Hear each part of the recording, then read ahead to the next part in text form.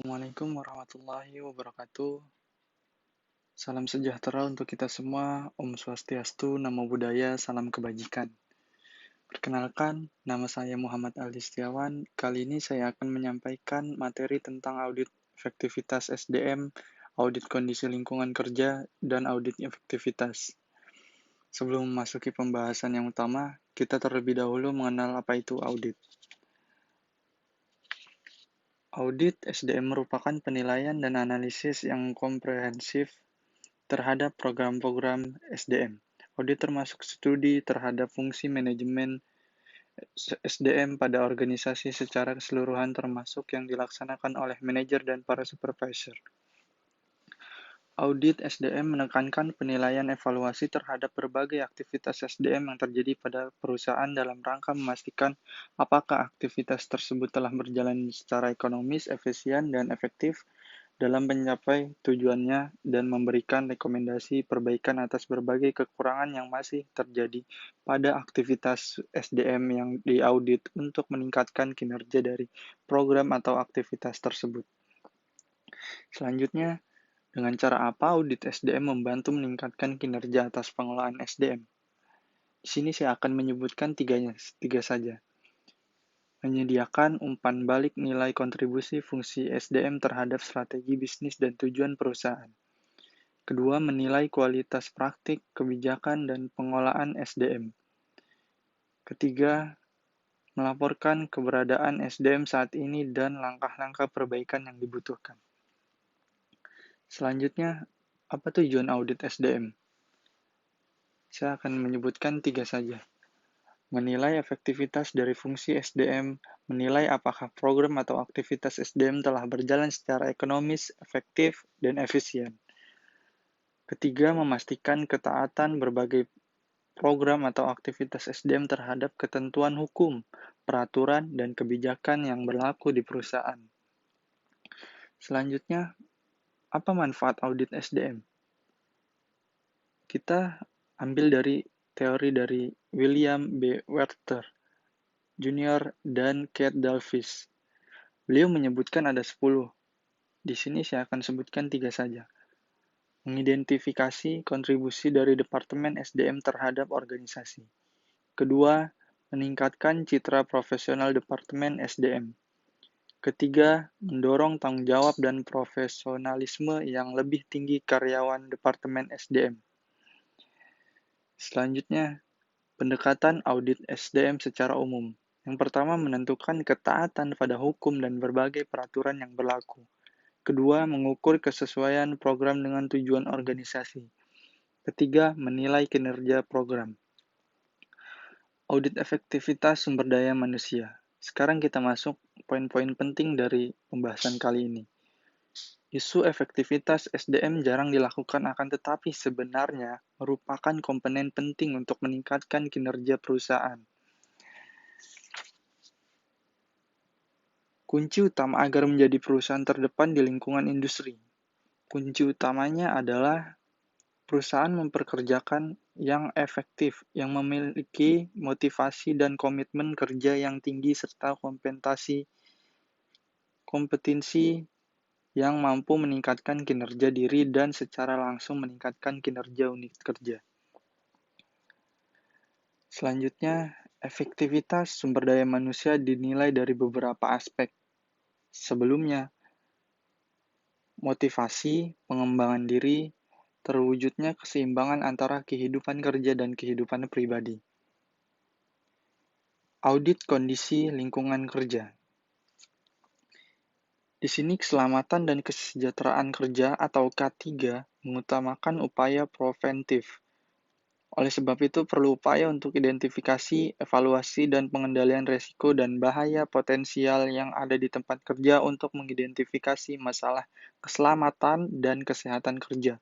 Itu harus diutamakan, baik masalah manajemen maupun teknik keselamatan dan kesehatan kerja, maka diperlukan audit K3.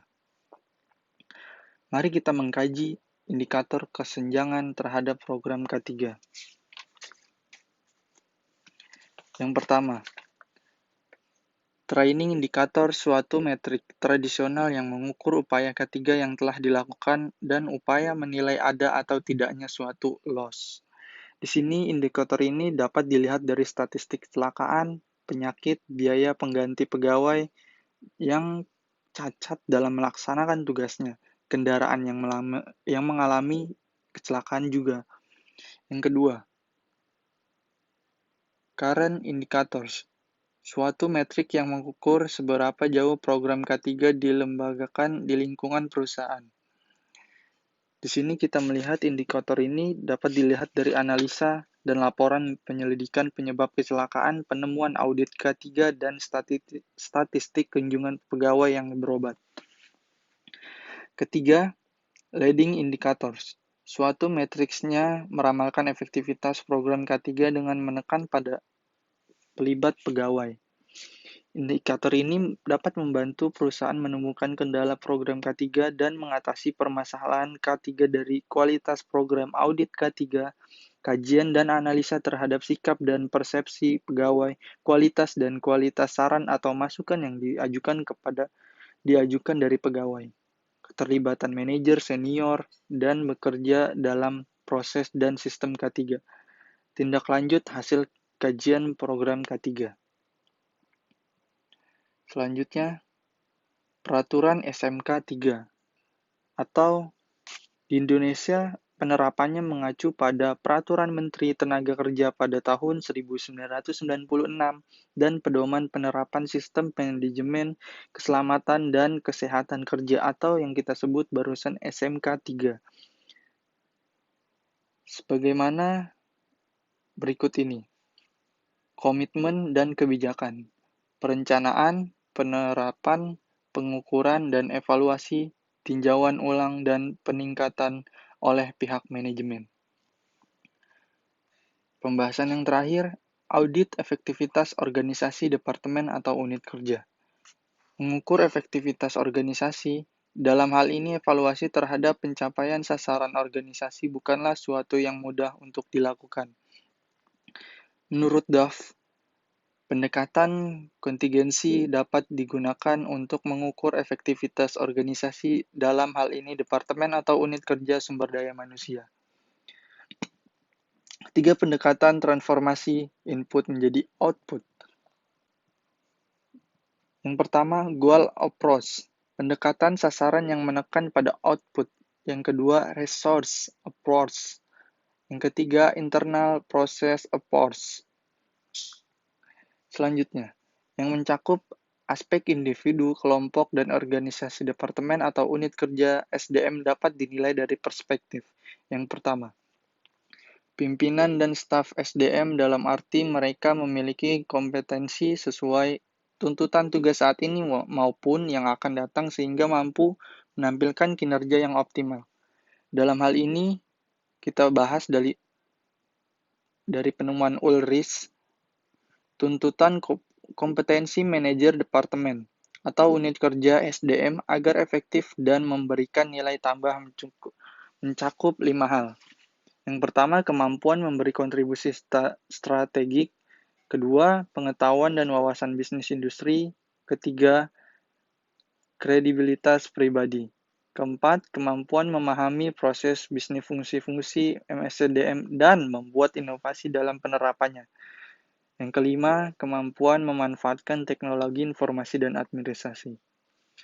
Kedua, kelompok dalam arti tim SDM memiliki semangat dan loyalitas yang sangat tinggi, maupun bekerja sama secara sinergi di samping kepemimpinan yang diterapkan di departemen atau unit kerja SDM harus mampu membangun tim yang efektif.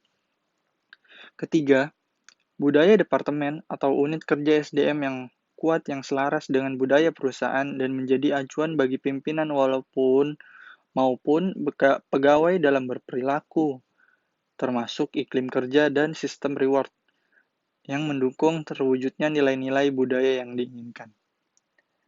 Terima kasih atas presentasi hari ini. Apabila ada salah-salah kata, salah pengucapan, mohon dimaafkan. Assalamualaikum warahmatullahi wabarakatuh.